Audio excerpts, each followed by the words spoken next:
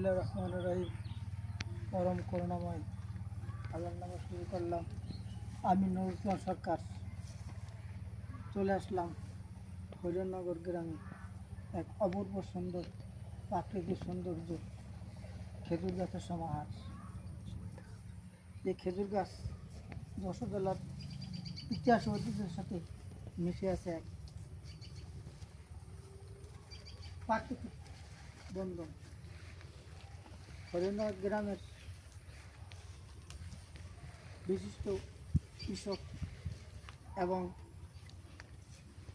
খেজুর গাছ প্রেমিক, বৃক্ষপ্রেমিক কালাম ভাই, তিনি তার এই জমিতে খেজুর গাছের বাগান করে তিনি তার সাধ্যমতো চেষ্টা করেছেন এবং যশোর জেলার ইতিহাস ও ঐতিহ্য ধরে রাখার জন্য তিনি এক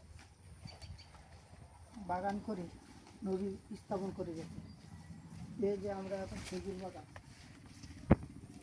একাধিক খেজুর বাগান আছে, তবে খেজুর গাছ আমরা বিশেষ করে রাস্তার আশেপাশে বা পুকুর পাড়ে বা ধারে দেখি, কিন্তু ব্যতিক্রমী এই কালাম ভাই তিনি তার জমিতে খেজুর গাছ রোপণ করে এক অনবদ্য সৃষ্টি করে গেছে। কালাম ভাইকে জানাই আন্তরিক ধন্যবাদ। এই খেজুর গাছ বাগানটা মাঠের মধ্যে, মাঠের চারিপাশে ফসল আর ফসল, এই আমন ধানের সমাহার, সবুজ, আর এর সাথেও কিছু কিছু তাল গাছও লাগাইছে। তাই কথায় বলে প্রবাদ আছে, নানান রঙের ফুলের মেলা, খেজুর করে যশোর জেলা। এই যশোর জেলার একটা খ্যাত আছে যে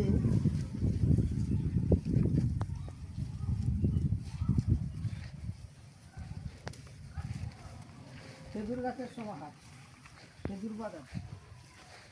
আমার মনে হয় যে ব্যক্তিগত উদ্যোগে এরকম খেজুর বাগান আছে কিনা আমার চোখে পড়েনি।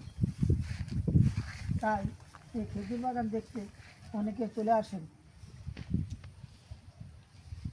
তার এই উদ্যোক্তাকে জানাই সাধুবাদ।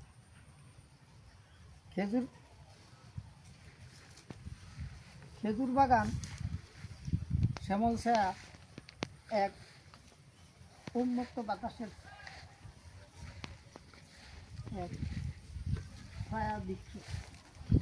যখন এই কৃষকেরা মাঠে কাজ করেন তখন তারা এই বাগানে এসে বিশ্রাম নেন। তাই একদিকে এক দিলে দুই পাখি মারা। তার মানে তিনি পশু পাখি কীটপতঙ্গ যেমন তার আশ্রয়স্থল খেজুর বাগান তো তার যে কোনো বাগান। তাই খেজুরের গুড় এবং রস তৈরির জন্য এই খেজুর বাগান যথেষ্ট। আশা করি আমাদের বিশ্বভ্রমিকরা তারাও তাদের এই বাগান করে আরও বেশি করে খেজুর বাগান করবেন, যশোরের ইতিহাস ও ঐতিহ্যকে ধরে রাখবে। তাই আসুন বেশি করে খেজুর গাছ লাগাই, যশোরের ঐতিহ্যকে বাংলাদেশ ও বিশ্বের সবার কাছে তুলে ধরি।